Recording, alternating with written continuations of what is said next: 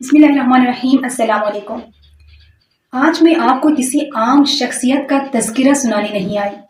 آج میں آپ کے سامنے وہ نام رکھنے آئی ہوں جس کے ذکر پر تاریخ بھی احترام سے سر جھکا لیتی ہے۔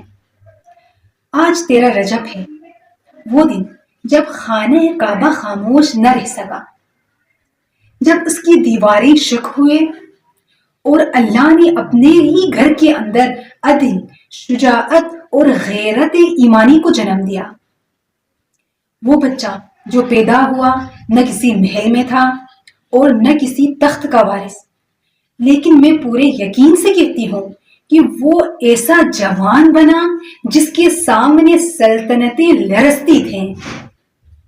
حضرت علی علیہ السلام کی زندگی ہمیں یہ سبق دیتی ہے کہ عظمت حالات کی محتاج نہیں ہوتی، عظمت کردار سے جنم لیتی ہے۔ میں آپ کو یاد دلاتی ہوں کہ علی جوانی میں اسلام قبول کیا جب سب انکار پر تھے۔ وہ جوانی میں رسول خدا کی بستر پر سوتے ہیں جب موت سرہانے کھڑی تھی۔ وہ جوان جب بدر، احد اور خیبر میں کھڑے ہوئے تھے تو بڑے بڑے نام پیچھے ہٹ جاتے تھے۔ اور میں آپ سے یہ بھی کہنا چاہتی ہوں کہ یہ سب صرف تلوار کا کمال نہیں تھا۔ کیا ہم سمجھتے کہ صرف تلوار کے کمال تھے؟ یہ یقین، بصیرت اور شعور کا کمال تھا۔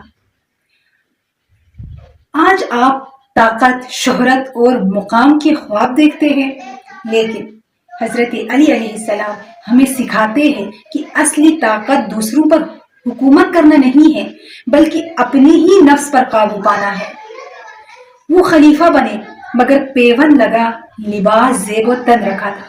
وہ حکمران تھے مگر یتیم کی آہ سن کر ان کی روح لرز اٹھتی تھی۔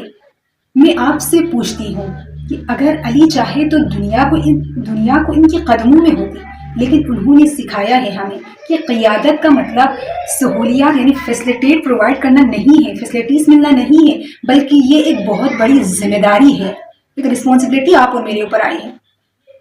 حضرت علی صرف بہادری نہیں سکھاتے ہیں، وہ سوچنا، پرکھنا اور حق پر ڈٹ جانا بھی ہمیں سکھاتے ہیں۔